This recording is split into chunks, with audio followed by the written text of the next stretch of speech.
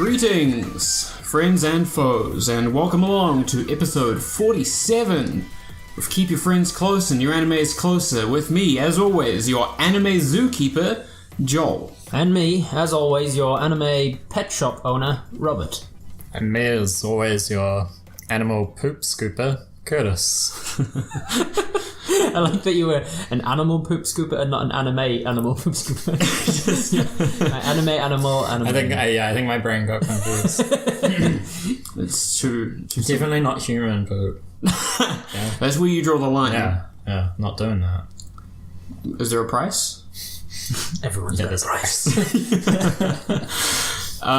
This is an anime podcast where we three get together, we watch a couple episodes of the show, and then we talk about it, and then we also talk about some other stuff that we did in the week that is also anime related. But this week we watched episodes 10, 11, and 12 of Housekei no Kuni, or Land of the Lustrous. And if you want to skip us kind of summarizing it for the people who haven't listened, you can skip to 9 minutes 48. Future Joel always with those time codes. How does he always know? I don't know. It's crazy. Because there's absolutely no editing that goes into this. We are flawless. But we're going to summarize the show now in a segment we like to call Housekei no Kuni Abridged.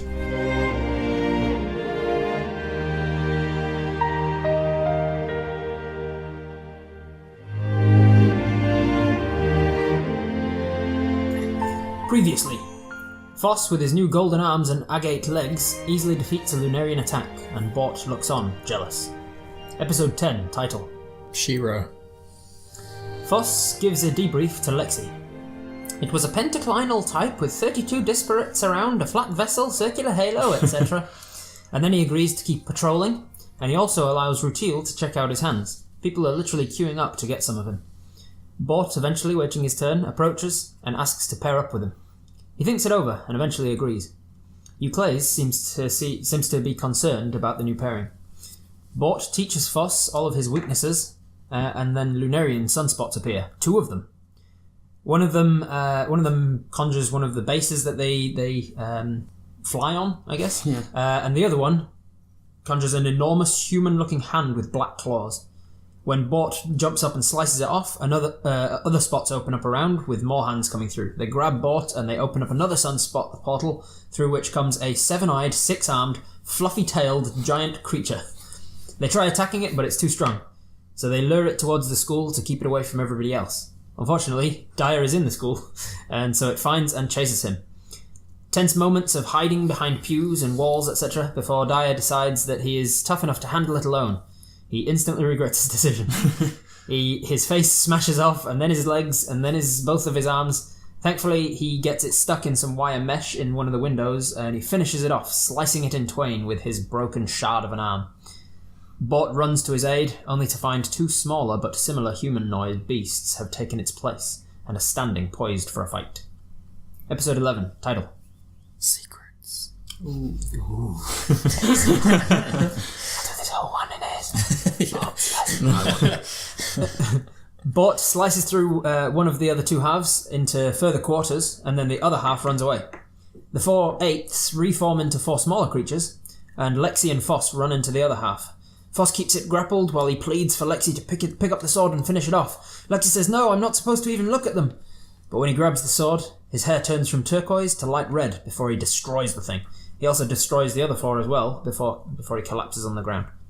Bort says that Red Alex is a real nutcase. The remaining pieces, all in tiny little shards now, they all reform into cute little Pomeranians, and they can't bring themselves to kill them. Except for Rutil, who dissects one for science and makes it 2 half-size ones. The gems run around the school trying to find and catch all 107 of them, put them all in a cage, but doing so makes them reform into the original creature, which barks, waking up Sensei. A solid gold zircon appears, taunting it away from the others. It's actually Foss covering Zircon with his arm goo, and leading the beast towards Sensei. Is it covering Zircon, or is it just... I had him at the mind that it was like protecting Zircon and he's pulling him back. No, I thought it was just he'd made a Zircon-shaped thing and was like Why did it have to be ventriloquism. I didn't think it looked like zircon. I just thought it looked like a thing. Well, there you go. He unfortunately gets caught by the beast, but Sensei enters the room and the beast recognizes Sensei and rushes at him, only for us to find out that this is actually Sensei's pet. He tells him to sit, lie down, and offer his chin for a good scratch. Sensei asks him, "Shiro, what happened to your hand?" And then he denies greeting him by name when Foss asks how does he know the beast. Foss finally realizes that Sensei is dodgy and he has secrets. And then he runs into Cinnabar, who returns Bort's shoe and the last piece of the beast, the severed hand, which is now a puffy little Pomsky. Foss voices that Sensei seems to be lying to them, and Cinnabar says, "Well, duh." We all know that, but we trust him regardless. Foss finds everyone snuggled up in the fluffiness of the beast's tail, and then the pupper being returned merges into his hand, and now that he's whole, he goes to he sort of cuddles up with Sensei and then disappears. Sensei says he's found peace at last. After Foss asks, is it returning back to the moon now? Yeah, and Sensei's like, nah, he's just going away. Foss goes to confront Sensei about it, but then he remembers in that moment that Antaktysite gave the hush sign as he died. He interprets that as, don't let Sensei know that we know that we're onto him, kind of thing. But what we know that they know, we don't know yet. Or it's also the, like, just keep Sensei company and don't disturb the peace kind of thing. Don't rock the boat. Yeah. Foss decides that his only real option remaining is to ask the Lunarians themselves. So he waits out for them, but the more that he waits, the less they seem to show up. Rutiel heads to the umbilical shores to find parts for Padparadsha, a former partner to Rutiel, with a Mohs hardness of 9, second strongest after Bort. However, he unfortunately was born with holes in his body, which needed transplant minerals to fill. And that's how Rutiel got to be such a skilled doctor as he is, by trying to look after his partner. Each time Padparadsha collapses, though, it gets harder and harder to wake him up, apparently. On the umbilical shores, they find some ruby with a similar hardness, so they try that. Episode 12, title. New work? It's alive! The ruby works, and he sits up for the first time in 232 years. A new record, he says. He meets the new Foss, who must have only been about 70 years old when he met him. Foss says that he wants the truth. Padparadsha says, "You can't handle the truth!" effectively. So you should just keep your composure and think first. And then he collapses. Seems the ruby didn't work quite as well as they'd hoped. Zircon teams up with Bort, but he gets not a single word from him all day. He asks Foss for advice. He's considering chopping off his own limbs to be more like Foss. Foss says, "Don't be such an idiot, just be yourself." Yellow Diamond wanders around the halls with no partner now that Zircon's with Bort. Foss goes to Alex to reteach him every little detail about the Lunarians now that he's lost so much of his memory. He asks if he thinks that they can perhaps talk to them, and Alex doesn't think that that's possible. A sunspot appears. Foss attacks them, only to discover he's left his sword behind. He grabs one of them by the throat and interrogates him. "Do you understand what I'm saying?" He almost gets a response from him before Cinnabar intervenes, killing the thing. Foss decides in this moment that he has found a new job for Cinnabar, finally. He gives him the job of helping him discover the truth about Sensei. But would it be fun?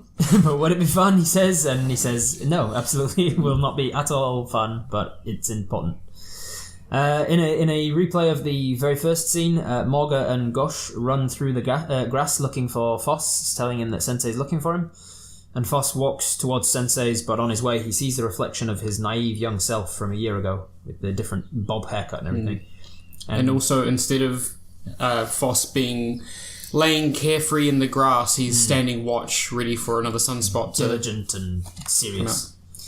He reports to Sensei. Like a grown-up. No fun. And it only took 301 years. He reports to Sensei, maintaining composure and thinking first. The end. Well, what did Let me rock your world! Rock your world! So Rock Your World is a segment just for this season 4 where I tell you a little bit about some of the minerals that were featured.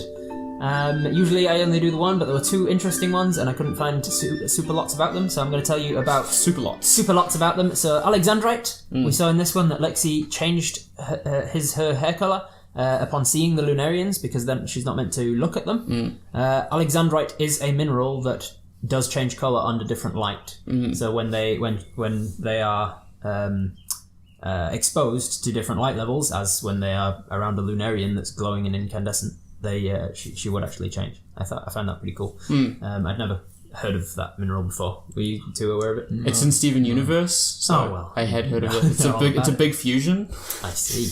It was pretty cool, and that scene was pretty cool too. Yeah. Padparadscha, I couldn't find anything about holes. I was hoping that it would be a mineral that naturally forms with like Swiss cheese formation, and that was something about it. But I did find that it's a form of sapphire. And sapphire people think of as blue because that's the most common, but sapphire can actually be every colour except red. And the only reason it can't be red is because a red sapphire is called a ruby. So they're actually part of the same mineral, effectively. And that's why ruby is such a good fit for when they find it on the beach and Teal's like, oh, ruby, that should work. Because it's basically the same mineral, just basically a different colour. The same. Yeah, so there you go. The more you know. The more you know. I like that. So, what do we think of the whole show? Oh, these 3 episodes first. What do we think of these 3 episodes? Were they satisfying? I was disappointed because I wanted more answers, but I'm pretty hooked for next season. I will be watching another one because I really do want those answers. I wanted more answers, but I thought it was okay overall. Yeah, I guess I'd agree with that. I enjoyed the episodes; they were entertaining, but didn't, end of episode 11, you're like, I don't think this is gonna answer those questions. Yeah, I didn't ever think that it was, because it's only 12 episodes, and I knew that it was based on a still running manga series, so it would probably continue, which is, I guess, the nature of shows, and picking a show that A, hasn't finished, and B, has no end in sight. No, I enjoyed these 3 episodes for what they were. I think that this whole first season is essentially just setting up the second season. Yeah. It's like setting, character development, cool, now we've got all the pieces in the places that we need them to be, run. Yeah, so it feels like the adventure's just beginning, Oh, well. Sounds cheesy, but I see that. You can see that they've set up different partnerships for next season and things, and now you know how a lot of it works. They don't need to talk so much about the toughness and the hardness and all this, maybe. Yeah. I don't think the episodes will be the same as well. Are we going to follow Voss and Cinnabar sort of go off on their journey to the Lunarians, or are they just going to hang out and chill, pretend that Sensei is all cool? We will find out next year, because the next season is coming out next year, or you could just read the manga, because that is quite a bit further along as far as I'm aware. But isn't reading just for nerds? Reading is for dumb nerds, so we will just pretend I didn't make that suggestion. When does it come out next year? Is it like summer, spring? I think it might be fall. I don't know off the top of my head. I have to check it. Go with fall for now. I'll go fall for now. Fall Northern Hemisphere, which takes me through to August, so it's a bit of breathing space. Will you be watching it, you reckon? Oh yeah, for sure. Yeah. No, definitely. Did you enjoy it enough to watch next season, Curtis? Ooh. Doesn't sound like it. Not really. Was it the story didn't hook you, or the sort of artwork, or what? Yeah, the artwork's a huge thing. It's very I found it very repetitive. Right. Didn't like the character designs. Yeah, that's not my only issue though. It's just I don't know. I find it hard to. I don't know. Let me think about it. Fair enough. We'll come back to you. Episode 10. Things that I liked were Daya's relationship with Bort, and that them playing off of each other, and Voss not being totally comfortable with being paired up with Bort. the new Lunarian, which is like that's not something that we could have predicted there because the weapons were already that's an interesting little addendum, but this was like the spirit of a dog instead of a human. Yeah. I don't know. So bizarre. I don't know. It definitely continued with the sort of Buddhist themes. That definitely looked like a many-armed god that you see in a lot of Eastern religions. Yeah. I found it interesting that we started the show with him. This episode, sorry, with Foss like giving detailed description of what the previous battle had been like. They've obviously got different names for the different types and different categories that they fit into and size and stuff. I think that could have done to be a lot earlier in the season so that we knew that the Gems actually are an organised, sensible, intelligent people and they do actually document all of their battles and things.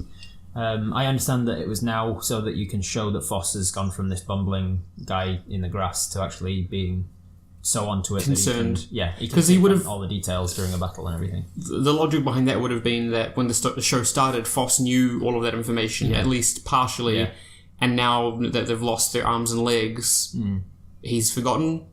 So he's got to. Now we have an excuse to learn it ourselves. Yeah.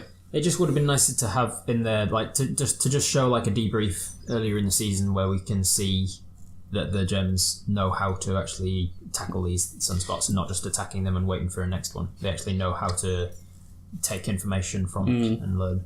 Because you do see that with Jade and Euclase, like they are carrying out reports, getting detailed information from everybody else. It's just that Foss is like, I have to write a book. It would have been nice to see some of the other like categories of Lunarians though, so that you can tell right from the beginning that there are different types. True. And it's less confusing when we see all these different sort of portrayals of Lunarians and the weapons that they use. Yeah. I feel it's like they can just keep making it up. You know? Yeah. What's going to be next week? Find out. Different. Oh, yeah. It's 20-headed. It's one-eyed. Did you feel like they were just doing it and it wasn't earned, or do you feel like it was put in there deliberately to surprise the main characters, and it was okay that there was a new type of Lunarian? Like why the creators made that. Like for instance, in DBZ and stuff. Yeah. Anytime that they were like, oh my god, he's actually pulled out the so-and-so technique. Yeah. Haha, well actually I've got a so-and-so technique that beats that technique. Right. That stuff feels like the writers just went, well, let's just give them a better technique that works. Like on the day when they get to that part of the script, they go, I don't know, let's say this, and they just write it down. Yeah. And that doesn't feel earned, but like other things where... Well, I guess I don't feel like this is earned as well, because how old are these gems? Like 3,000? Yeah, oldest, and now they're just starting to get new ones? Yeah. Well, that's... My criticism of that criticism would be that you only write the story and the interesting part of the characters' lives. Yeah. You don't write we don't see Yellow Diamond because it might have been interesting to see her lose a few people, but obviously it's been status quo for millennia. Yeah. And we're now starting to see a shift, and the shift started not because of the character. Something is happening on the moon that is making them come more frequently and really try and take Sensei. And there's so much that we don't know about why the Lunarians are on the moon, what their motives actually are, because they're definitely not taking them for jewelry, as Sensei says. Yeah. Because there's that element of mystery on the Lunarians, I think that it's fine.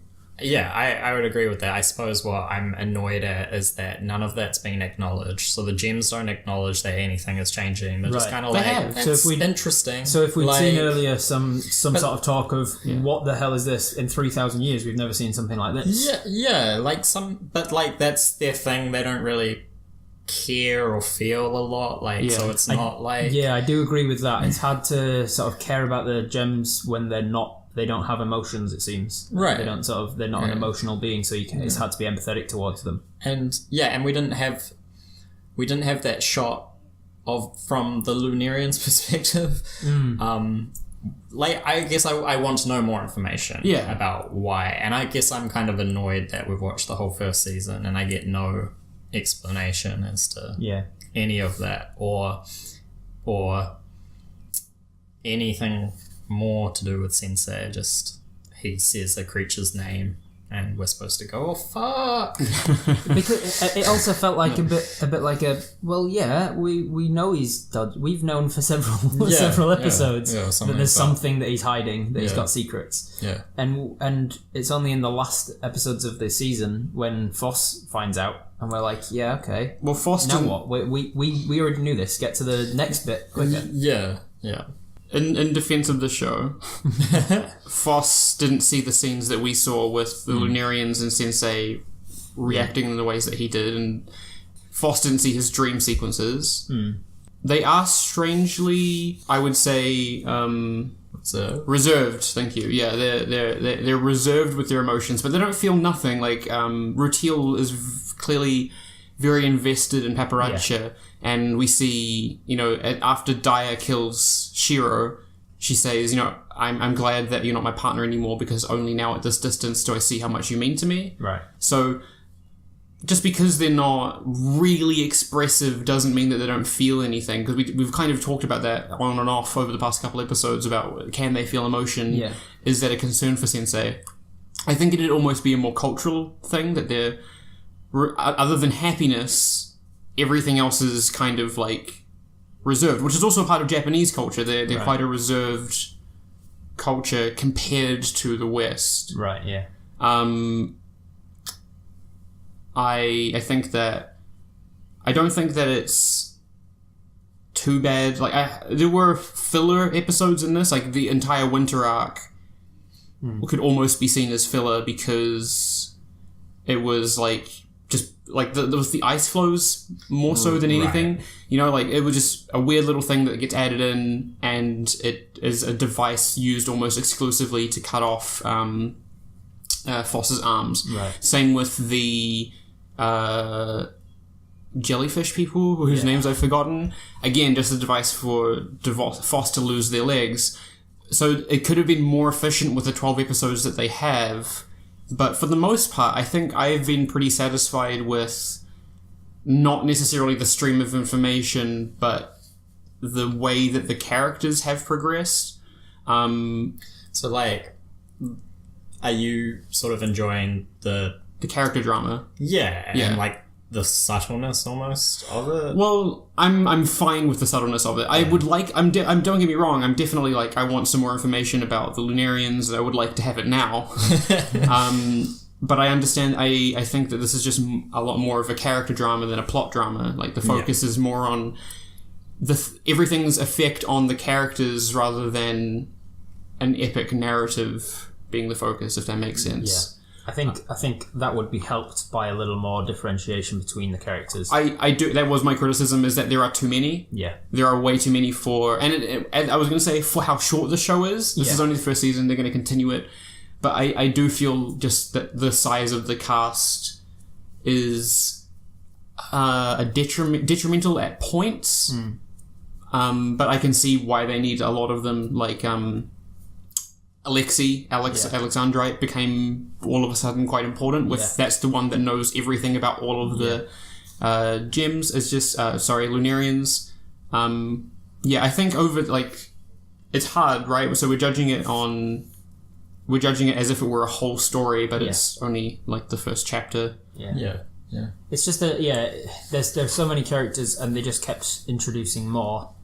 Like right at the very end, we got introduced to Padparacha. I think it was literally at the end of episode 11 that we hear the name. Yeah. And we're like... And Foss is like, right, shit, here's I almost name. Forgot about that Give one. us all this backstory. Yeah. Foss goes, I'm glad I didn't forget about that one. Here's some exposition about them. Like, that shoe definitely could have been filled by even Bort. Yeah. Somebody older, stronger, wiser, or even Yellow Diamond. I didn't even understand. It sort of I found an inconsistency there, because they said that Padparacha is the second oldest after Yellow Diamond, but he was born with holes in his chest, and Rutiel had to keep him alive with parts. Well, so if Rutiel wasn't around, what was he? So we don't know if Yellow was the oldest still alive. We don't know that there were are doctors before, maybe that. Yeah, we have no idea who has come and gone in the past, and also. This was the longest he's been asleep and the shortest amount of time he's been awake for. Yeah. So he could have, the first time he was awake, he could have stayed awake for 1,000 years, and then it has been getting exponentially shorter and shorter. Yeah, I suppose that works. It's just that I thought of it as like, he's the oldest. I didn't think about people being around before Yellow Diamond. And having disappeared. If they talk about Yellow Diamond was just like the first. They've talked about how over a millennia they rise up from wherever and up onto the umbilical coast and then come out. Like, if it takes a millennia to do that, we have no idea what the time scale of this is anymore. It's all okay. Why was it an issue for you, Clays, that Bot was pairing up with Foss? He seemed really concerned. Because it's like Daya and Bort were supposed to be so close. And he was just like, oh, but splitting up the dream team. Yeah. Daya and Bot. And that was all it was. Yeah, I think so. And also, Foss is still a bit of a concern because at that stage I still thought my prediction was going to be right, that Bot was going to try and do him in. Yeah. Because Bot went up to him and says, I want to pair up, and I'm like, here we go, I'm going to get it right. Yeah. And then Euclays was worried because he knew that Bot was a bit of a psychopath, and he goes, oh shit, I think he's going to do him in, and that's why he was worried. And then nothing came of it, and I was like, oh, then what was he worried about? Don't know. Yeah. The Pomeranians were cute. Yeah. Yeah, that was cute. Some good plushes, I'm sure that you can buy those. Paparazzo was an interesting concept, but again, cast is far too big already. I liked the interaction that Sensei has with Shiro, and then the big six-armed beast, seven-eyed, whatever, and then it disappearing and Sensei saying, oh, he's finally at peace now. That kind of implies things about the nature of the Lunarians. Also, the Foss almost talking with the Lunarian was strange. Yeah. Because it... so what a little bit more detail about what happens is Foss uses his gold tentacles to fly up onto the cloud with the Lunarians and then protect himself from their arrows, grabs one by the neck, pulls it into a golden shell and starts strangling it and is like, can you understand me? And the Lunarians, if you haven't seen them, you should look it up, but they're like kind of Buddhist goddess, almost, but they've got, they're all cream, off-white coloured, every single part of them, including the whole of their eyes, and then a black pupil rolls around from the back of its skull, and it tries to talk, but then... Yeah, it's the first time we've seen Lunarians with pupils. Yeah. It sort of looks at him in fear and starts to say, and he's like, what? And then afterwards he's like, was it just a gasping for air sound, or was it trying to say a word? But we'll never know, because Cinnabar just blasted its head off with his mercury blast. It was pretty cool. So do we think... So what do we take from that? What do we reckon for like predictions for season 2? Was he... I think the Lunarians... The Lunarians can talk... But to an extent, people, yeah. The bone people can now talk to the sea people, but only if they've been like dissolved by one another. Yeah.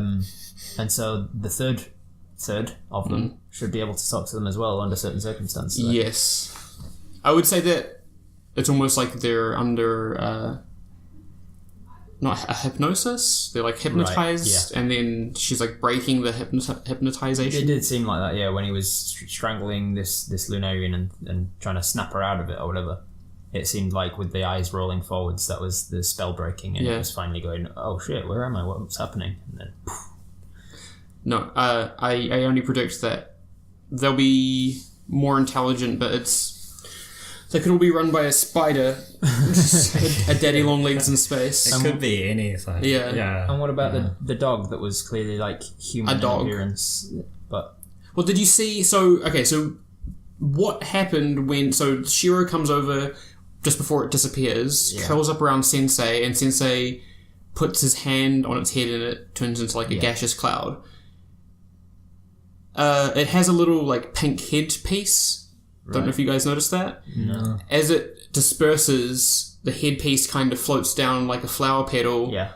Curls around and licks Sensei's finger, and there's like the silhouette of a dog, like an actual dog. Right. Not a photo dog, but a dog in the gas. Right. As if it was the spirit of a dog. Okay. Yeah. So trapped in like a humanoid body with 6 arms. So It's just a dog body. I don't know. I don't know where, like dogs never came into my thinking about how this world works. Exactly. So I don't even know. I have no idea. All we've seen are gem people talk of humans and slugs Jellyfish, and snails and jellyfish. We don't know what happened to the rest of the mammals in the world. I'm not going to read the manga for this because I'm not that invested, and I do think it's a visually appealing show minus some of the character design decisions. Because they got rid of Foss has started putting makeup on his legs. He doesn't need to. I like the spiral candy cane legs. Yeah, I was wondering what happened to his legs. He was just like, I feel too show-offy now that I've got weird arms and weird legs. Right. It was disappointing though, because like as soon as he got the weird arms, we stopped hearing anything about the weird legs. Well, he said, I weigh so much now that the legs actually don't do anything. Do you think the legs took too long to render? Probably. Were the legs only a tool for giving him the arms with an ability to keep up with the arms? Well, no, because was everything leading up to him getting arms and the legs were. I think everything led up to him getting arms and it being a device for him to lose as much memory as possible, so that we can now be filled in on the blanks and it be plausible exposition. Because the legs crack and fill with gold, which supports the rest of the gold's weight, but yeah, I just assumed his whole body was sort of becoming this gold. I think that's which implied. we do kind of see, because he kind of freaks out and his hair like explodes gold and his eyebrows are gold and his eyelashes start seeping gold as well. Yeah, it's all kind of gross when it's like molten gold coming out of your tear ducts and stuff. Nice, cool as fuck. One other thing is Foss's character. Yeah. Do you guys like Foss? Not anymore. Yeah. I think Foss is fine. Yeah. I don't know, I don't understand what this show is trying to say, if it's trying to say anything or not trying to say anything, if it's just trying to explore different relationships and how we affect one another, if it's more like that sort of thing. But if this is like a story about like growth into adulthood, is this like the angsty teenage years of Foss? It does seem that way, doesn't it? They covered themselves in gold and started wearing like shoulder-high gloves as a pretty edgy teen phase. Right. I haven't seen it. No, you continue. No, I was thinking maybe I'm just too old to like care about that shit anymore. I'm just like, grow the fuck up. Like, gonna be all sad and mopey all day because I don't understand my place. Well, that's... I still kind of like reading those kinds of stories, but I haven't read it as that. If anything, it's more of like... Because there's that shot of them walking past their old naive self, being just so happy by the pond, and they were like, I was incredibly fortunate and to have been able to live that kind of life, but also just incredibly naive. So there was a little bit of that story of learning to appreciate what you have and to grow up and to not be a little mopey bitch and get the job done. Yeah. But I did think it was more about... it's a character drama about people and how they interact with each other more than anything, with also just like, there's stuff in space. Yeah. Better check out what the space stuff is. Yeah. It is a weird one. And it's, again, I feel like it's hard to comment on what the story is trying to say when we're only a part of it, a part of the way through it. I think that's my thing as well, is that anime is like... just seasons. Well, I don't think that if I say that, I don't see this one going for hundreds of episodes. I don't think it's going to be that kind of a commitment, although I'll have to check with how many things there are of the manga. Shonen goes for hundreds and hundreds of episodes. Right. Nothing else really does. Okay. That's the thing that I've been thinking about as well, because last week we talked about shonen quite a bit. I think this year I've kind of realized that I don't really like shonen as a thing. They're too long to tell a kind of story that isn't that grand of an epic. Yeah. And I like shorter, more self-contained stories, like under 100 episodes if you can. Yeah. Yeah. I was just thinking again about Foss. Maybe I'm not relating to her sort of loss as a character of Antark.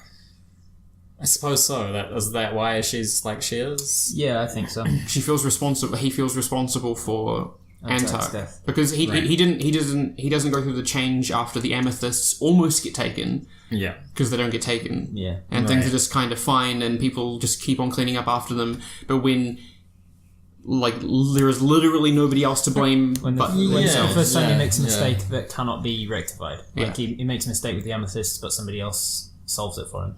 Yeah. He makes a mistake with Antak, and that's the end of Antak's life. He's gone, and it's because of Foss. Yeah, I can relate to that more. I can see that being more. I don't know why I didn't feel that as much though. I do like the way that they try to bring that up though, like the fact that Antak's kind of torturing him and just haunting him really. He's just like always there. He turns around and sees him there, or he's sitting on a bench, and the bench is kind of like it does something trippy, and then Antak's sitting there next to him. He's always clearly on his mind. Yeah. Maybe what I need is like him to like take a bit of his something of his and tie it into a necklace. Just rip every off time he fights Lunarians, look holds at on it. to I mean, hell, it could have been even better because they can literally put parts of other things into themselves. Like all it would have needed. Liquid. Yeah, but it's always the gold. Like it would have merged pretty well. Like if he'd have during that fight, he throws Antak's sword. The Lunarians get away regardless, and he goes, "Oh shit." Despondent. He looks down and there's a shard of Antak that's not been taken. He picks it up and puts it into one of the cracks that's formed because of the gold when he was chasing him. We've also talked about Antak just becomes a part of him, and he looks at it every time he's sad, and he looks at his hand and he's got a bit of white in with the gold. Right. It would be Antak would have more presence in his dreams as well because it would literally be a part of who Antak was. There would be like a weird memory that they had of Antak with somebody else or something. Yeah. That makes sense with him seeing him all the time. That would have tied in really well. Yeah. I don't know. Yeah. There are more things that they could have done. What were your senzu beans? The Daya fighting Shiro by himself. Oh yeah. That was cool. really well choreographed, I thought. Nice bit of Sakuya. And then the fact that he's got no arms or legs and manages to slice down the middle with his bastards. Yeah. But you? Yeah, I would say the chase scene, sort of, in the, I want to call it a library, but it's just where they live. Just school halls, really. Yeah, I thought that was really well staged. Lots of smoke around to hide things. Yeah. It was like, reminded me of like Shadow of the Colossus, like fighting this sort of giant. And the other bit, just the moment when Foss is trying to speak to this Lunarian and the eyes roll round. I was, sort of on the edge of my seat, being like, "Oh shit!" He's gonna be like, "I'm gonna get you," or "You're my dad." Well, yeah, like, fuck you. Spits in his face. What I saw was like the Lunarian face was replicating the like to me it looks like a gem, and I've never thought of them as individuals before. They all look the same. They all look like a clone army or something like that. But like, I don't know what is it? What is it? What is it? Is there more to that? I got excited. Yeah. We'll find out in season 2. Yes. Hopefully. My favourite bit was so we've seen Foss shattering a few times because of the weight of the gold, and anytime they overexert themselves, their arms crack and things, and the face cracks and gold seeps out.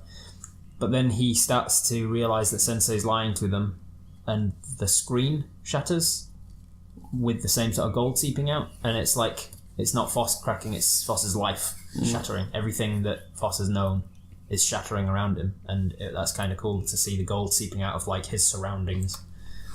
And then he explodes from all the pressure. Yeah. And all the gold seeps out, which is the part you were talking about earlier. Yeah. Cool. It was a good segment. Predictions for what will just happen in the next season. Will we go to the moon? God, I hope so. I really want to see Which the moon. Yeah. There are 6 of them. Oh man, I don't know. There's a dog moon, there's a people moon. There's a jellyfish moon. So we're gonna see Cinnabar and Foss team up and the first thing they're going to do is catch a Lunarian and interrogate them. Keep them alive in the Keep them alive this time now that Cinnabar knows what's happening. They're going to interrogate them. They're going to find that they do speak a language, but not a language they can understand. Foss is going to say, I could understand the snail people only when it devoured me. And he's going to, in some way or other, give himself over to this Lunarian so that he can then understand them better. And then they're going to go to the moon, isn't he? Then they're going to go to the moon. My prediction is that Foss and Cinnabar will spend 5 minutes together, and then Cinnabar will be like, I've changed my mind. I'm going back to my cave. This isn't fun at all. And then Lunarians fighting Lunarians, trying to capture them. That'll be a whole thing. Getting one to talk almost, and then Bord will run in and chop its head off. And so then we're a whole season through, and then season 3 comes along. So do you actually think that nothing will happen in the next season? I don't think we'll get answers to who Sensei is. Right. I don't know. I think they've got 28 gems to explore, so I think we're going to see more. Like you said, they're focusing on these character relationships. I think we'll see more of that. Oh, I reckon they're going to recover some of the pieces from some of the people that have been taken. Not Antak, but some of the earlier Mix them ones. together. No, and use them to patch up Padparach's holes, and he's going to have elements of them when he comes around next time. Maybe. That was one thing about Pad. He said he doesn't want to live. They keep bringing me back to life. I don't want to live. Stop doing it. So was that him rejecting? Was the reason why? Because what's her name? Foss. She puts on gems, and she's like, "Oh, it's a part of me in 5 seconds." But he's rejecting all the times they try to maybe plug his holes. Well, he feels like his time's up, and they're trying to keep him alive, and he's like, "Well, why? This is a waste of time. I already died." They just keep trying to plug his holes, and he's not into it. Yeah, he's just like, "No, it's like stop plugging that. I can't consent when I'm asleep, so stop it." It's true. Yeah. Got this fear of dying. I'm gonna get cremated, so that there's no chance of the future people bringing me back, and without my consent, and the thing about that, and then having no rights and studying me as a thing. Well, the thing about I have regular conversations with future Joel. Yeah. The thing that we can do with your ashes is that we can make a clone of you. How do you feel about that? A clone of me. So it's not you, it's a clone of you. It's like having a twin. Fuck, that's a whole other thing that I gotta think about. If it's not me, if it's a clone of me, then that's that clone's choice. So what happens is that spoiler for the future is that you do die. Yeah. But we need to keep doing the podcast because it's become more highly subscribed than T-Series and PewDiePie combined. Nice. People really love you. You're the main character by this point. Yeah. So when you die and you do get cremated because we have to honor you, we get a bit of those ashes and we make a clone, and then every time we clone you, you're like, oh, okay, 1 episode. You do 1 episode and then you're like, okay, am I done? And we're like, yeah, you're done. And then we kill that clone and then we get another clone. So only 1 episode per clone. How do you feel about that? No, I'm not cool with that. Not cool with Which part? Is it the part? Can we're up for negotiation. What if You're cloning me to work? Only one to hang out. This is work, man. And they're only alive for an hour to watch the shows that we watched. Yeah. And then time to have a nice meal, eat that up. Yeah. And then the time it takes to record the show. And then we brutally murder them. Not well. No. Not okay with that. Well, I'm going to delete this audio recording so there's no record of you saying that. Damn it. Actually, just delete him saying not, and then he's saying, no, okay with that. we can edit it around. And then when they come into future court, which is international, we'll say it's just a Kiwi dialect. You just say nah, or nah, okay with that. Yeah. They'll totally believe us. Cloning from my ashes, though, do you think that can happen? No. Okay, good. Because once you're cremated, your ashes are just carbon. Okay, that's good. Well, it's got none of your DNA left. That settles a question that's been However, in my head for a bit. That time that I took blood from you while you were asleep, I can clone from that. So. Damn it. I predict that next season, Cinnabar and Foss are going to have a falling out, and Foss will have to find a new partner again. And there'll be another new gem just because fucking why not? They won't do anything, but they'll be like, I'm confused as well. Introduced or born? Born. Ah, cool. Maybe, I don't know. I feel like if they were going to introduce like a new... A baby? A baby, though, that would have been the better thing to do for exposition purposes.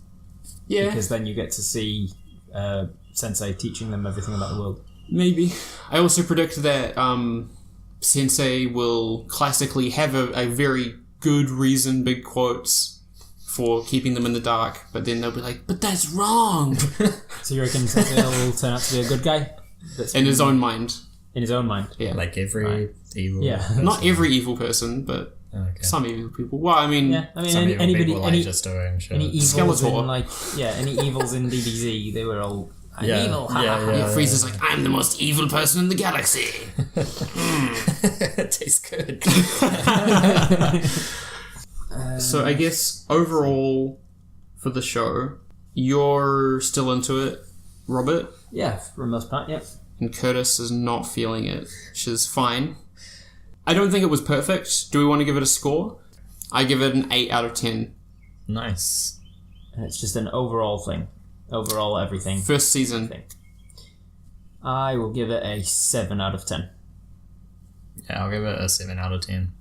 I liked the show. Yeah, but 7 is positive. Yeah, I don't want to sound like I didn't like the show. 6 is positive. Okay, that's good. That's good. No, you sound like you liked it. Yeah, I did. I enjoyed it. I think I just wanted more, and that's my own shit.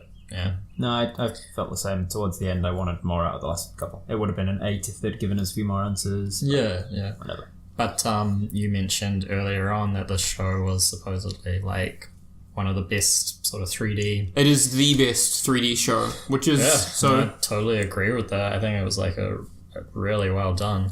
I think even out of shows in the West, I haven't seen like TV show that's 3D that looks this good. No, the animation is awesome. Like, I don't think you get those shots in 2D animation. Some of the camera tracking that they use in the fight scenes or the chase scenes, you definitely couldn't get. Yeah. Or at least not cost effectively.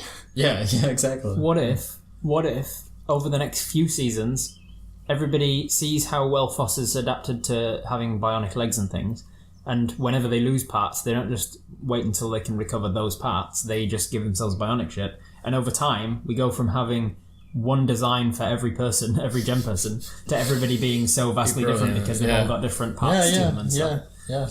That would be a cool thing to happen. That'd be awesome. I don't think that will happen. It's not going to happen. Not going to happen. No way.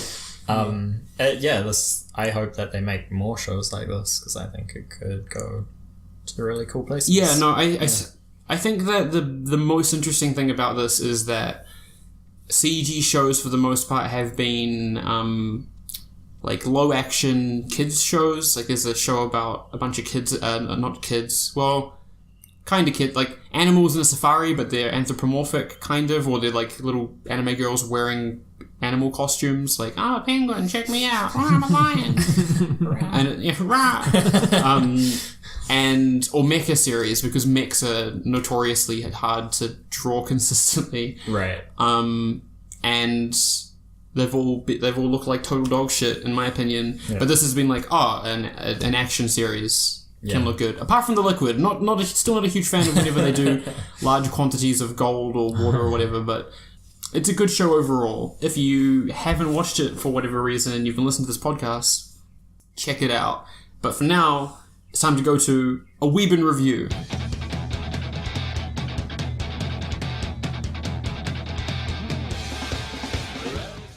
A Weeb in review is the segment where we talk about any other anime or manga or just Japanese related stuff that we did in the week in an attempt to try and become can't help you out, I'm not sure you're going with that. Bigger weebs, have a better cultural understanding, but only of otaku culture. Only if we didn't.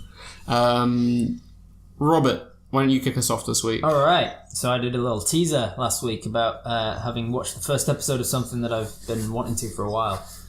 It's been 2 years in the making, but I finally got around to watching some Fullmetal Alchemist. Ba-ba. Oh, yeah. Yes. So I asked Joel Sensei which I should start with, Fullmetal Alchemist or Fullmetal Alchemist Brotherhood. I prefer the original 2003, 2006 series. I know that is not the majority of people's opinion, but fight me about it because I've thought about it a lot. And the logic behind starting with Fullmetal Alchemist as opposed to Brotherhood is that a lot of the early parts of Fullmetal Alchemist are not in the future series. So, you watch an extended kind of run-up and then a deviation, and then when you go to Brotherhood, it's like, you've already seen all this, and here's the new stuff. Right, yeah. Yeah. So this is going to be just first impressions, because I've only had the time to watch first 4 episodes now, 4 or 5 or something like that. I went into it with high expectations because it had been talked up about great, and that's never a good thing to do because I was a little bit let down. It wasn't quite it didn't blow me away with the first 4 at least. It felt a little bit derisive with some of the exposition and stuff, just a little bit heavy-handed with some of it. Like at one point, one of the characters, I think in the first episode, goes, "You are the Fullmetal Alchemist." And I was like, that's the name of the show. Yeah. Here it is, kids. Another one in one of the second or third episode, his little brother, who's in a suit of armor, he goes, "I guess I'm just starting to see how alchemy has the power to make other people's lives a little better." And I was like, it seems just a little bit on the... It seems a little... Then did he look straight into the camera? It might as well have. That was the feeling, like, why did you... Yeah. It just felt like you could have put that feeling across without saying the words, Yeah. You could have shown it in another way. I just got the impression that it was aimed at, quite a young audience, and they needed to put that stuff in there early, perhaps. It is a shonen show still. I think it is just a better example of a shonen show. Right. Yeah. It's not crap by any means. Yeah. Hasn't got strong dialogue. Yeah. The dialogue was my next point as well. Like the not just the lines, but the voice acting hasn't really inspired me. The main guy Edward is pretty good, but his little brother Al, I'm not taken to him at all. I don't know if they've deliberately been told speak a little bit like you're a robot because you're kind of in a suit of armor, but every line just feels like it's a line reading. Like you can't feel the emotion behind it. It's somebody trying to pretend to be an 8-year-old boy or whatever. And that is a part of Al's character a little bit, but fair point. Yeah. It did catch me out in that first episode. I think he goes to find some leader of a town is pretending to be like a prophet. A prophet, that's the word. But he's actually just using a philosopher's stone to conjure things up. He's just using alchemy, and he's saying it's miracles. And then he's confronting them about it at the end, and you feel like it's going to be like a dramatic scene, and he's going to sort of give them a monologue, and then behind his back he just turns on the stone, turns his walking staff into a chain gun, and just starts shooting them. And it was out of the blue and unexpected. It was kind of like the scene from Indiana Jones where the guys with the whip and the doing all the sword play, and then Indiana Jones just shoots him. It felt like that. It was setting it up for a big action scene, and he just shot them with a chain gun. So that was cool. There's been a couple of moments since then that have been similar as well. It sort of caught me off guard. So I there are parts of it I'm liking, but the story feels a little weak at the moment. The premise is fantastic. Yeah. I'm really looking forward to knowing more about how the alchemy works and what happened to them. The alchemy, so they do acknowledge. So, real quick note about the alchemy. So you have to have all of the materials that you would normally need to be able to make the equivalent exchange. They do acknowledge that you need energy to make the transmutation actually happen. You can't just have the materials and draw the circle. The energy comes from somewhere. In both series, the answer is different and almost as equally as hand-wavy. Right. But you kind of hear it and you're like, I think in the first one, it is... they are releasing kinetic energy that is being generated by the tectonic plates. So there are never any earthquakes. Okay. And never any volcanic eruptions because they are releasing that naturally occurring kinetic energy whenever they make a transmutation. Yeah. Which is a thing. Neil deGrasse Tyson's talked about that being one of the things that a future civilization might be able to achieve, harnessing tectonic movement and things. Yeah, so it's just you draw the rune and you can draw out that energy. Is there any point where they don't have that and they have to believe really hard? No. Edward, the main character, doesn't need to draw a transmutation circle. Which is exciting, and I'm looking forward to learning why. Right. Everybody else needs to draw one or have, like, there's a guy with one on his glove. He's got flint gloves, so he clicks, and then he can control fire. Alright. Because of magic. Alchemy, sorry. Yeah. But there is a reason why Edward doesn't need to draw a transmutation circle. Okay. They kind of set up in the very first episode, they're like, to do alchemy you need exact quantities of the thing that you're making, or the exact equivalent exchange of the thing that you're making, and you need an alchemy circle.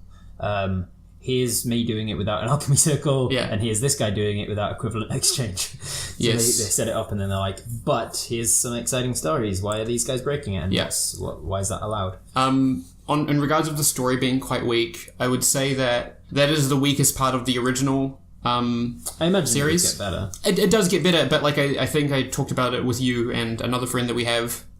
There are a lot of, I would say, quote, filler episodes, which is why people don't really like. People do think that Fullmetal Alchemist 2003 has a slow start because a lot of it is like them trying to just find out information on the Philosopher's Stone, going town to town, and just being like, oh, what, you got a problem? Let us solve it. Right, yeah. Whereas Brotherhood is like, they've already seen all that. We'll just not tell them that story, and then the one character from those stories that becomes relevant can just come back into it again later. Right.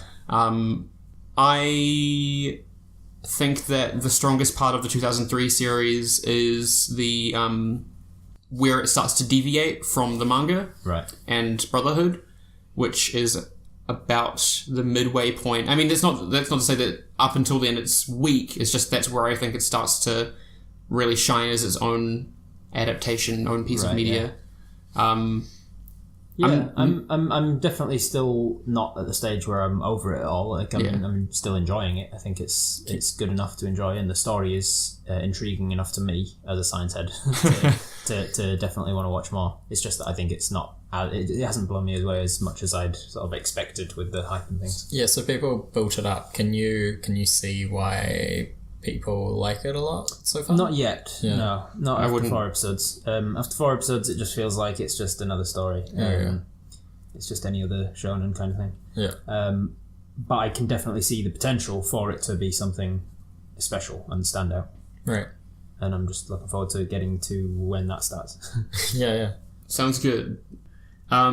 It has only been like 3 days since we last recorded because of scheduling reasons. So I have not done much either, but that is fine. I finished Oyasumi Punpun, which is a manga series that I gave my first impressions on some weeks ago or months ago. I have no idea at this point. The one about the penguins. And the one about the little boy who's a penguin. He's not a penguin, but he sees himself as a little penguin, I think. When I last reported on it, I think I'd read about 30 chapters, or like just a little bit more than 20. I've now read all 147. Wow. And that's it? That's it, yeah, it's done. It ran from 2007 to 2013. Wow. It's big done. Nice. So, yeah, the story is just about a penguin, little boy living in Tokyo, named Punpun, Punpun Punyama, and he is living with his parents. He's 11 years old, and it just shows the story of his life up until about his mid-20s. Every 20 or so chapters, it will do a time skip. So we see him at 11, 13, 15, 17, and kind of like 20, and then it starts to get a little bit vague as to how old he is, because it is like a 1-year time skip instead of a 2-year time skip. When I gave my first impressions, I was like, it's kind of like BoJack Horseman, because it's really quite dark. Yeah. But there are some funny parts. Stops being funny pretty quickly, like intentionally. It's not like the jokes stop landing. Okay. It just, there is a big difference. There's a big difference. The humor in the first few chapters come from like them doing very kid things and that being relatable. I don't know if it's just a little boy, but like little boys finding a porno mag and thinking that they're so fucking cool, or one kid thinking that he can do a Kamehameha wave and lying through his teeth that he can do it, and all the other kids believing him only to be disappointed. It really just turns into a kind of existential tragedy about like rumination and not being able to let things go, because Punpun starts off as a quiet but reserved, but happy kid to somebody who hasn't let something that happened to them when they were 11 go. He just hasn't let it go, and he's let it haunt him for his whole life. Even when he's had opportunities to find happiness, and he's let that stop him. I would say that it's weird. I really enjoyed it. I would give this a 9 out of 10. I thoroughly enjoyed the art style. Punpun fluctuates from being seeing him. I think it's how he sees himself. I think that he sees himself as a penguin, and his immediate family also as penguins.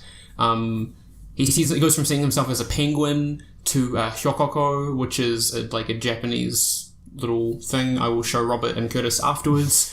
Japanese little thing, an animal. It's like a spirit thing. It's like a plasticine.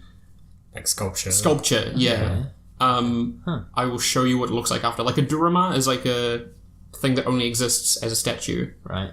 The gatekeeper spirit sort of. Not one of those. I will show you afterwards. Okay, cool. But he sees himself as that, as literally just a pyramid without any legs or arms for 20 chapters, just a pyramid. Is it the reader's interpretation of what that is to mean? Or yes, exactly. Yeah. So there's an obvious story that's happening. Yeah. But there are definitely things that are up to interpretation. Some are more obvious than others. They're towards the end of it. Punpun sees himself as a demon, or Punpun is presented as a demon, or rather just a normal human body, legs, torso, and then just sorry for Punpun. a black oval with horns and no eyes. And where in the first 100 chapters, Punpun, whenever he speaks, it will just have a black box, kind of like a silent movie, for his speech or his thoughts. The text, his speech, is now drawn directly into the blackness that is his head. So that's the closest he gets to talking directly to people. It doesn't have a Doctor Who moment of switching from one to the next when he changes from pyramid to demon? No, it happens. Sometimes it will happen sometimes from frame to frame. Right. He will change which is why I think it's how he sees himself. Yeah. For example, there's a period of time where he's a pyramid, and then his landlord bumps into him after he has decided on what he's going to do with his life. I'm trying to not spoil it as much as possible because it really goes to some fucking places.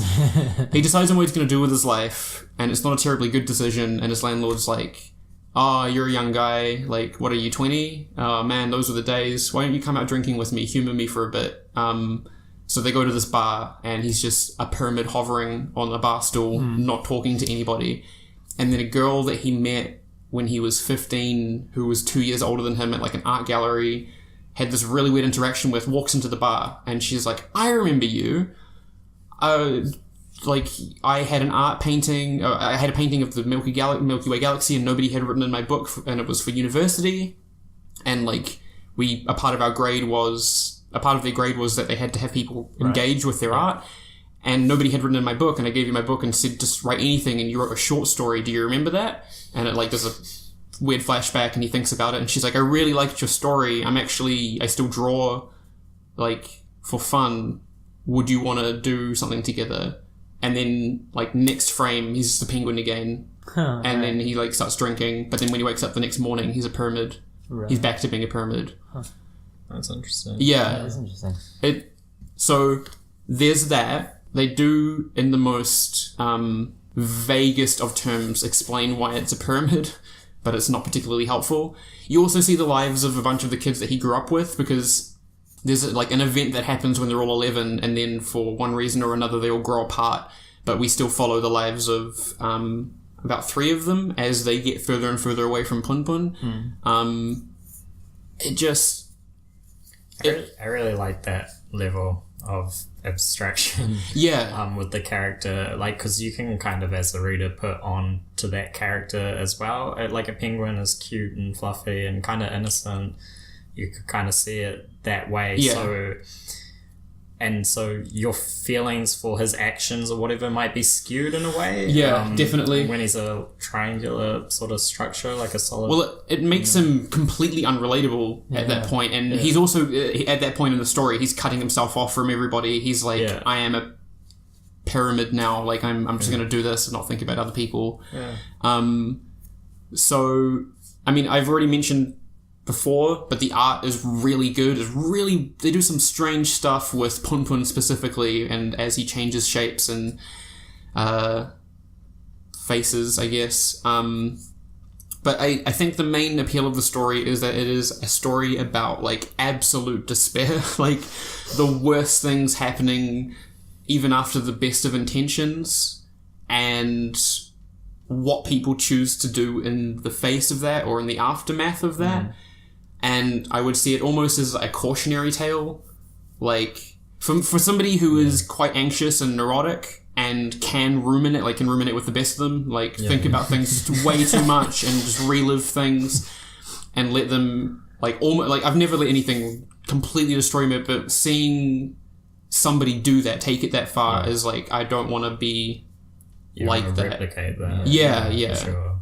Or, like, you can see, like, the errors and sort of thinking. Yeah, like, I can relate to sitting in my room and being too anxious to do anything, or just thinking about something that happened earlier in the day and letting that really get to me. Yeah. It's really good. It has a very bittersweet ending. You say the thing that... Very, very bittersweet. You say there's something that happens to him when he's, like, 11 and he never lets it go, right? And, And is it something that you would imagine... If that happened to most 11-year-olds, they would never let it go? Or No, I think most people... Because of his personality. It's because of his personality. He can't let it go. Yeah. It's because of his personality that he can't let it go. It's definitely not the most understandable thing for somebody to not let go. Yeah. Like, I think it's really early on, I can just say. So there's a girl that likes him. She has a hard life. Punpun also has a hard life when they're both 11. And she knows that he likes her. And she says, let's run away together to Kamoshiga. And he's like, yeah, okay, that sounds good. Let's do that. And she says, if you're lying to me, I'll kill you. And he thinks that she's being serious because he's 11. He's like, oh my god, she's going to kill me. And then for an important reason, he can't go to her to run away with her to Kamoshiga, which wouldn't have worked because they're 11 anyway. Yeah. But he just doesn't talk to her after that. And he carries that with her, and he feels so guilty that he couldn't take her away from the life that she was in, and their paths cross multiple times for different amounts of times as they grow up, and every time they come back in contact, it gets worse for Punpun. Oh, wow. Do you know what I mean? Like, he just lets this relationship with this girl, which, I mean, like, if you extrapolate that, people will have that stuff happen later in life, right? Like, it doesn't necessarily have to happen when you're 11, like... Yeah. You can have things that affect you in ways that you don't even necessarily understand. Punpun seems to be kind of aware, even when he's not aware of it entirely. Like, he tries to not think about it, or he tries to move past it. But no matter what he does, he just, for whatever reason, can't let it go because he doesn't have that closure, I guess. Yeah. You have his uncle as well, who knows himself. He knows Punpun, and he knows that he's very similar to Punpun, and he tries to give Punpun advice that's just things like, whatever you do it knowing that it's the decision that you've made, and live by your decisions. Like, don't, like, be assertive, take charge of the things that you do, and don't blame other people for your own problems. So there's that kind of sense, there's a message of take responsibility for the things that you do, which is another theme that comes through. There's a bunch of other little subplots that I'm not getting at. It's a really interesting character study. I would highly recommend it. When you read something like this, do you ever, like, read up on it outside of the actual thing itself? Do you I'm going to now. I literally just finished it today. Right. And there are some parts in the very last few chapters that make me think that some of this is autobiographical. Yeah, that's what I was getting at. Like, do you know anything about... I know nothing about the author. I know he's written a bunch of other stuff.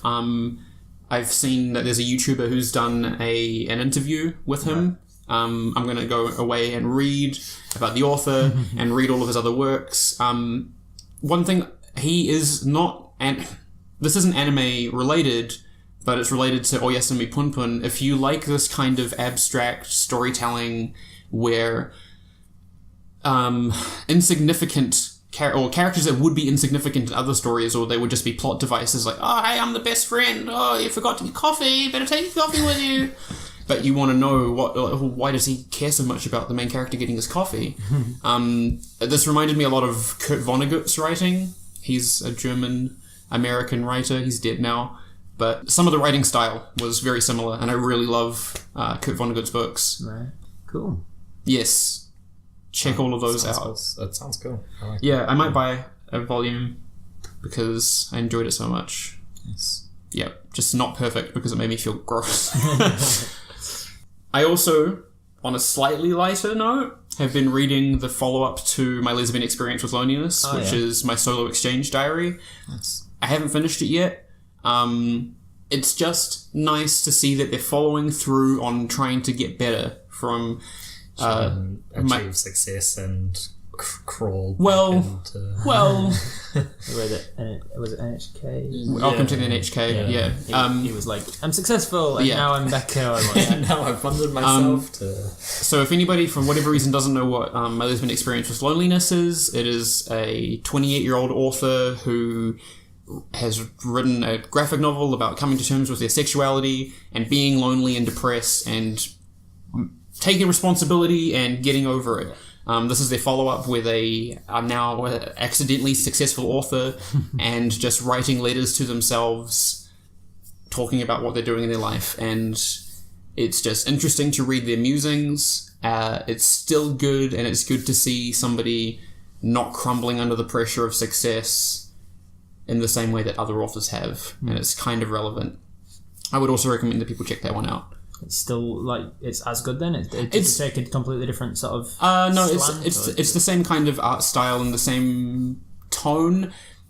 So after the success of their novel, they are like, I am successful, and then they move out of home, and then very quickly they have to move back into home, and it's I'm successful but not rich. Yeah, it's the same tone, and she's still struggling with a lot of things, but she's become more mature. For example, in the first book, she really just fucking hates her mum and blames her mum for a lot of the misfortunes that she has, or maybe the way that she feels about a lot of things. But in this, she's earned a lot of sympathy for her mum and become more understanding of other people and herself. You know, she acknowledges that she had a very naive idea of what being independent and successful meant. She thought that it meant, you know, being able to just rely on yourself, but you need to have other people around you to fall back on, because you literally just can't do everything yourself, and you can't be 100% self-sufficient, as much as people might like to think that that's a thing that you can be. Yeah. What I liked about her is she's very self-aware. At her issues and problems, and I think for like a lot of people, it's easy to like have anxieties and not know like how to go about that. I think like she leads an interesting life because she is able to express how she's feeling and what she's going through, and then do something about it. Yeah. And see how that goes. And I can see how, you know, like if you've got anxiety and stuff like that, I don't think that's ever going to go away. You know, you're going to...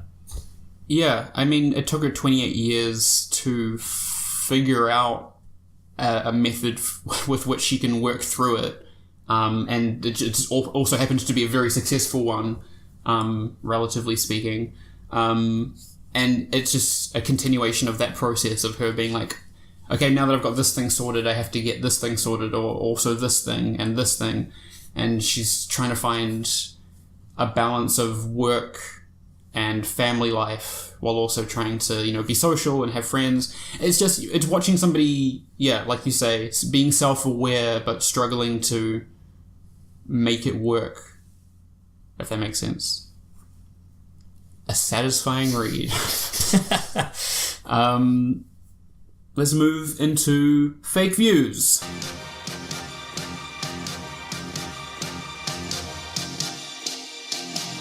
So, Fake Views is a segment where I come up with 3 synopses for anime, either real or fake ones, and then I challenge my co-hosts to decide whether they are real or fake.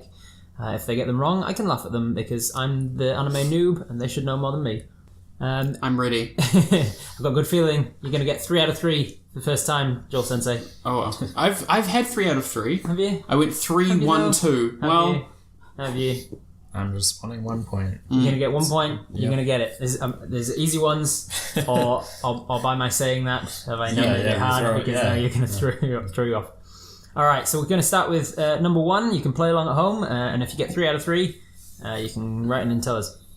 A demon god is revived. Starting strong. The legends state that 6 heroes will rise to defeat him. The self-professed strongest man in the world arrives at the continent in hopes of being one of those heroes. Real. Joel's going real. I'm going real. I am. Your confidence. He came out strong with it. Well, I just said going by Joel's confidence, real. You're going to jump on that confidence bandwagon? Yeah. Was there reasons? It sounds like a show that I've heard of but cannot remember the name of. It sounds similar enough to that show. It could be fake. It is not. It is real. Yeah. Well done. You both got a point. I could be swept this week. We'll find out. That was Roko na Yusha, 7.5 on my anime list. What year? 2015. Oh, it's fuck. fantasy magic. Recent stuff. Yeah, fairly recent. The next one. A high school student survives a werewolf attack and manages to avoid contracting the curse. However, she does have side effects, such as enhanced senses. Curtis, you go first. False. Curtis is going false. I also want to go false because it sounds like Teen Wolf. Correct for the wrong reasons. It was fake, but so in case you don't know, every week I roll a d20, a 20-sided dice, to decide whether it's going to be real or fake, and also to give me the idea for what genre it's going to be or whatnot. This one was fake, and it had to be adapted from a real anime. So I went onto Joel's My Anime list, and I picked one that's on his plan to watch list. And the real anime is Bakemonogatari, which is a high school student survives a vampire attack, but survives with extra senses. See, I don't even remember half of what's on that list. I was like, well, he plans to watch it. I'm hoping it'll sound enough like it that he'll go, oh yeah, I did put something on my list that I wanted to watch that was about that. Do you know what that actually sounds like? It sounds like Big Wolf on Campus. Did you guys watch that? It's like an early 2000s TV show, and like a jock gets bitten by a werewolf, and then he like fights crime as if he were Buffy the Vampire Slayer. Sidekick. He's like, whoa, dude. Yeah. Well, in case you wanted to watch that about a vampire, not a werewolf, it's Bakemonogatari. It's an 8.3 on my anime list, and it was from 2009. Pretty popular, I think. All right, it could be sweet for the first time. Could both get 3 out of 3 here. Might have made it too easy. An expert swordsman falls in love with a beautiful girl. Unfortunately, she is one of the cannibal monsters that he hunts. Real. Joel's going real. Go fake. You're gonna change it at the end there? Yeah. Switch it up at the end? That's regrettable. It's real. Well done, Joel. 3 out of 3. Do you know it? I don't know the name of it. It's called Kemonozume. Kemonozume. It's got a 7.5 on my anime list. It's from 2006. Yeah. Well done, Joel. You got 3 out of 3. If anybody at home also did that, well done to you too. Well done to Curtis. 2 out of 3. It's your personal best, I believe. Yeah. Personal best. Yeah. But you had to split it at the end, Right at the very end. just in case. Just so they had the chance of stealing the belt from him. Yeah, could have won it. Let's move into the wrap up.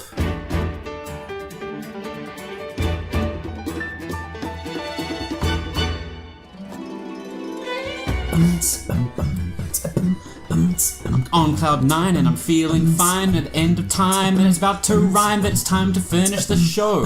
It's time to finish the show. I'm here with the bird and it's time to finish the show. Run out of lyrics towards the end of the rap. I felt like you were A little bit lackluster. I was like, this is strong. This is one of his stronger ones. It just didn't. I don't know what to tell you guys. I was like, you got excited. Yeah. I was thinking too much about how good it was going. Friends and foes, this has been our last serious episode. Well, this has been our last mainline episode for the year. Due to scheduling reasons, we won't be able to record. We wanted to record a movie to kind of cleanse our palates before moving into season 5 for next year, or doing whatever we do for next year. But next week we will have an episode. We will be doing an end of the year wrap up. Will you be wrapping the entire thing? Wrapping the entire thing. I hope not. You've practiced. Yeah. Need to get some practicing beatboxing then. Maybe we'll have a rap battle. Oh god. We're going to be talking about what our favourite show that we've watched together was. We're going to be talking about our spouseu of the year because we don't judge, and just our thoughts and feelings on how we think the show went. Our opinions on anime, whether Robert feels like he's a weeb yet, or whether he wants to even be. Yeah. So if you don't want to listen to that one, totally understandable. But for those of you who do, we're super keen to have your opinions and voices there. Curtis, where could they do those engagement things? YouTube. YouTube's the main one. YouTube is the main one. Yeah. If you also wanted to go onto like Reddit, that would be probably the second best place because I actually have login details for that one. We got a Facebook page. Basically, just Google Kif Kayak, which is the name of the show. KYFCAYAC. Kif Kayak. It's an acronym for Keep Your Friends Close and Your Enemies Closer. That's the name of the show. If you want to email us, you can do that directly as well at kifkayak@gmail.com. If you want to tell a friend about us because you really like the show, and that would help us grow our listenership. So we are growers, not showers.